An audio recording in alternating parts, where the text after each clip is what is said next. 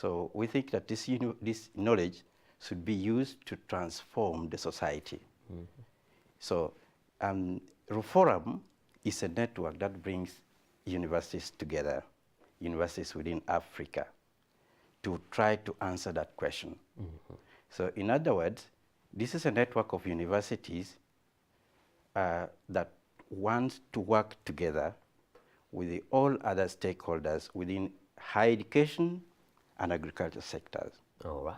Yeah. Oh, that's pretty impressive, because oftentimes, there's power in unity. Yeah. Other than just doing your own solo things as different universities. Maureen, has there been a disconnect between what we do in higher learning and how this knowledge affects the society? For example, let's take a look at agriculture. I have friends who've studied agriculture, and they tell you some concepts and you're like, wow, this is super amazing. Why are we not practicing that in Africa? Is there a disconnect between what we're doing in the academic sector and what we are practicing on the ground? I would say partly yes, there is. Like Dr. Toa has hinted, universities are producing a lot of knowledge. They're churning out graduates each and every year, but we don't see that reflected in real life. And it's because traditionally the role of universities was to teach, research, and engage with communities. But for a very long time, we've not seen that community engagement. So most times universities come out as ivory towers, and they are the ones giving the information, but very rarely do universities get knowledge from communities to inform their programs and create graduates who serve the labor markets. So there has been a disconnect, but now Ruforum is trying to bridge that gap by trying to encourage universities to work very closely with communities. Okay, that's amazing. So matters agriculture now, to be specific, because this is the reason we're having this conversation. In Africa, from as long as we can remember, as long as I can remember, is that in every village that we come from, either it's pastoralism or agriculture, and agriculture was huge. Most of our parents grew up farmers, but right now we read statistics, and food security is an issue in the continent of Africa, a continent that is blessed with rain, a continent that is blessed with good soil. What is happening, Dr. Thank you, Noah. As you put it rightly, there is something really wrong, because for everybody's knowledge, Africa has got the most arable land. In other words, we have got the amount of land which can be put to use for agriculture that can produce not only enough food for Africa, but food that can feed the world. But because agriculture somehow, there are many factors, but I just pick on one. When we make agriculture to appear like a dirty job, so it means many people will not want to participate in agriculture. And then if the local people will not want to identify themselves with agriculture, then how about the graduates who are taught in post classrooms and with that kind of mentality? So this has created a situation where agricultural knowledge has not been put to good practice. So this is why Ruforum believes that a total transformation of agri-food system must happen, starting by making all stakeholders to understand that agriculture is not only important, but it's beautiful. So we get all stakeholders together, including the government, policymakers, students, universities, and the farmers, so that you can make agriculture something that can be of use, and something that is admired, something that can solve our problem, the food insecurity, and brings about prosperity. Yes. So what I'm getting from you is that there's need to be a total shift, or rather change in attitude towards agriculture. But for a moment, Maureen, take us to Matters Partnership, because I'm meant to understand every facet in our lives do not, exist independently. And oftentimes you'll find that agriculture is linked to something else, maybe infrastructure, maybe it's linked to governance. Tell me, is that also part of the problem, where we have broken these links? For example, not putting up good roads, and farmers are not able to transport their produce from where they are to point B, from point A to point B? Yes, there's been that problem. No, I must admit. First of all, for a long time, people have been operating in silos. Like, this is my thing, so I work on this, and then they replicate so many things, and that doesn't add any value. But also, for a long time, universities that are knowledge hubs have not been engaging very well with governments to inform policy, to try and change mindsets. So when there is the disconnect, because agriculture benefits the country or citizens in so many ways across the entire value chain. So from production to marketing to branding to all that value addition, there is someone benefiting. But all this has to be in sync with government policies. Because, for instance, if the road is bad, whose role is that? If a farmer pays their taxes, it's the role of the government to build that road. Yes. If farmers are producing in bulk, it's the role of government to find policies that favor them to take care of that surplus. So there has been that disconnect, private sector, But now, when you bring all these together, and that's what we are trying to do, you find solutions to so many of these challenges, working with communities, working with government, working with private sector. All partners come into play, and that makes you achieve the goals easier, as opposed to working in isolation. Yes, and that's why such conferences and forums are very important. Sure. And part of the keynote speakers I've seen is President Uhuru Kenyatta. Yes. I've also seen Uganda's First Lady, who is also the Minister for Education. Yes. In Uganda also will be speaking to that, and many notable names. Yes. Dr. There's been this issue of agriculture in Africa, where we've failed to transition from small-scale farming to large-scale farming because our population is bulging each and every single day. And oftentimes you find that doing agriculture in large scale, it's quite a challenge, which majority of the African nations, we've not been able to capture that and capitalize on that very well. Tell me, what can we do as a continent to make sure that we're making this transition? No, we need to understand where we come from. In the past, historically, who were hunters.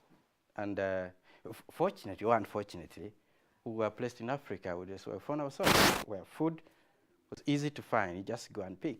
The population was low, so the food supply was enough. So at some point, agriculture was seen as just needed for providing food. But if you look at it, mechanization of agriculture comes as a realization that agriculture is actually a system, and it is part of a larger system. When agriculture is good, then it means incomes increase, it means people get jobs, it means prosperity. The Agenda 2063 that the Africa Union developed talks about that, what kind of Africa we need. We need an Africa which is prosperous. We need an Africa free of food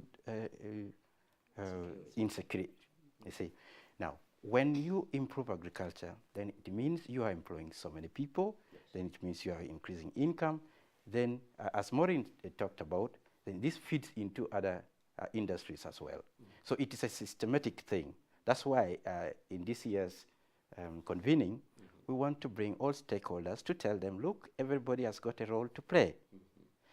It's everybody's responsibility, not only the farmers, because the farmers who are down there are only doing that to get food, and some of them to get some school fees to pay for their children.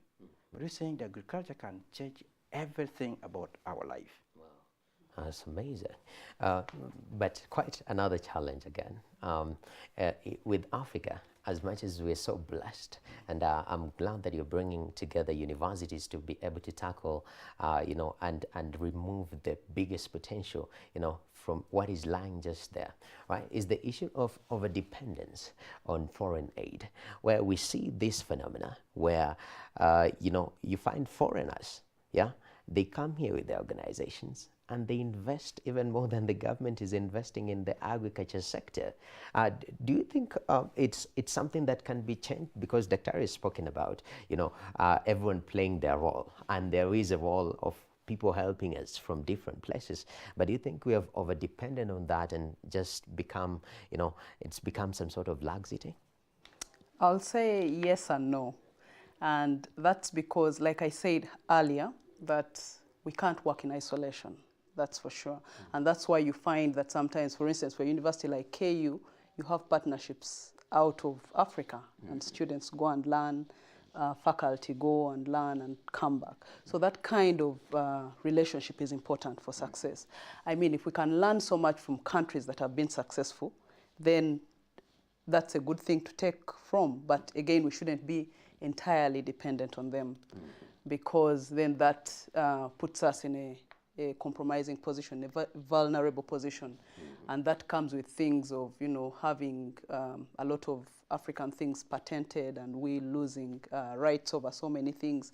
But again, the opportunity I see with that is we get to learn. If we can learn, if our governments can pick from that and then try to influence policies that favor more Africans to invest in Africa, then we can go very far in achieving this food security. All right. Yes. Oh, that's impressive. So there are pros and cons attached to that.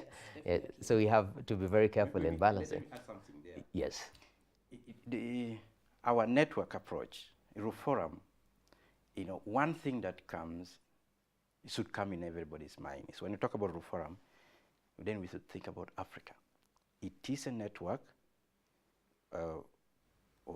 developed by Africa, and is managed by Africans. So it is a realization that we have to take leadership of our own needs. Yes, we can work with the partners, like Marina said, but to share experiences.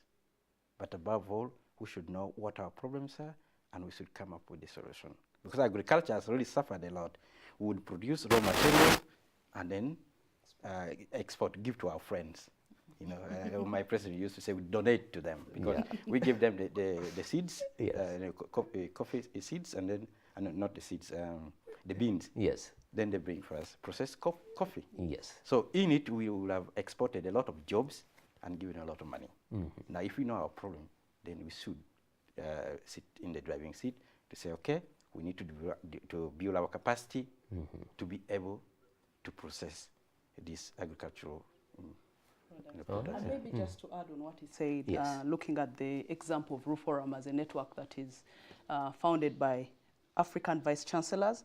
Actually, there were 5 Kenyan universities that were founding members.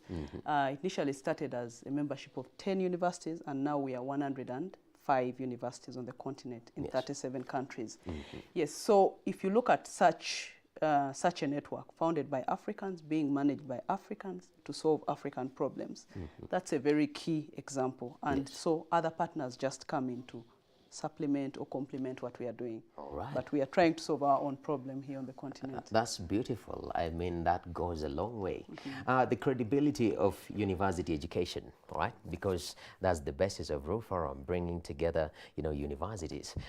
Over the years, Prof, I don't know whether in Uganda it's the same, because in Kenya I keep on, interacting with my older friends. They're like, higher education was so serious in the 80s and 70s and 60s and 90s. But right now, everyone is at the university, and we are losing that quality. Is that true? Is that happening? And is it affecting, is it a contributing factor to the problem where we are having a disconnect between what we are learning and what we are practicing in our society? Yes. If it comes to quality, there's no way I'm going to lie here that we have very good quality education. Because what is quality? Quality is fit for purpose. If we have education that is not helping to solve the problem, then there is something, there's a problem with the quality. Yes, in the past, you rightly said, we had education that was solving our problem. But I must say, this is not true entirely. Maybe the problem then were not as big as now. But the truth is that, let's look at one thing, the numbers. We were very few. Remember, in almost every country, in a classroom would sit, normal sitting standard, 30 or 40 students in a class. But today, I don't know what happens at KU, but you'll find it in big universities, there are classes of over 1,000. So tell me, there is one teacher that has got that magic to teach every other student, including those who are attending by remote, you cannot hear exactly what is happening in class. He's going to implement, or he's going to have that skill transferred effectively. Okay. So there is a problem. If you go back to what Maureen said, that we understand the roles of the university in 3 strands. Yes. There is teaching, which goes with the learning, and there is research, which can go with development, with the innovation, and then the 3rd strand is community engagement. Okay. Now, the community engagement has not been very effective. So that in it explains so many things, including what you're talking about. Because if we continue studying, teaching graduates without understanding what is in the community, then the question of relevance comes into play. Yeah. Because if, for example, you look at a graduate of agriculture coming out with a degree or even first class in agriculture, but it does not even have or cannot even plant and then look after a crop or care for a rare animal. There's a problem. Yes. So you find that over years, the universities were doing their own things, yes, and the communities were doing their own things. Yes. You see, so this bridging of this gap also means that our problem would be solved, including having the employment. I don't want to in any way make you believe that it's the university that produces employment. You see? Yes. But by making the university understand what is happening, then the university will train the graduates in a way that makes them more fitting within the community, and that is a job. Wow, that's amazing. And I'm glad this conversation can go on for ages. Yes. But due to time constraints, we can't do much more. As we close up, of course, I meant to understand the conference is coming up, Maureen. Yes. Just give us a reason why we should not miss out on this particular conference in less than 5 sentences. Okay, first we have over 18 ministers of education across the continent coming to attend the conference. It's here in Kenya. Why would you miss? You're the hosts of the conference. But also we have vice chancellors from over 100 universities coming to deliberate on how to change how education is looked at. Yes. Looking at issues of curriculum changes, community engagement, like we've said. And we have very interesting conversations to have on how to digitize education, on how to increase PhDs in our continent, on how to make universities work better together. There's so much that will go on. So I don't think anyone should miss. Nobody will miss. Of course, I hope so. 22nd to 26th of October, this particular month. I think it's next week, right? The KICC and the website is up. We have an application for those who have Android and iOS. It's Biennial Conference 2018. All right. So all the information about the conference is there, and we also have a hashtag. Wow. Africa HE Week 2018. All right. So it stands for Africa Higher Education Week 2018. So you can follow the conversation there. Oh, that's amazing. Yes. I sure will be following up on that particular conversation. And thank you very much, Maureen. Thank you very much, Dr. Otto, for making time to speak to KUTV News at 8. That was quite impressive. This conversation does not stop here. We'll continue later on. All right. All right, there you have it. Matters to do with agriculture, and this is Ruforum, the Regional Universities Forum for Capacity Building in Agriculture, and they're having a conference, the 6th African Higher Education Week and Ruforum Biennial Conference, and they shall be going down on the 22nd to 26th of October. They shall be discussing some of these matters we've just touched, not so much details here. So follow them up on Twitter, download their app, as Maureen had earlier mentioned that, and I'm actually sure that you will benefit a lot from it. So on that particular note, again, KUTV News at 8 takes a short break, but don't go far. We shall be playing thereafter.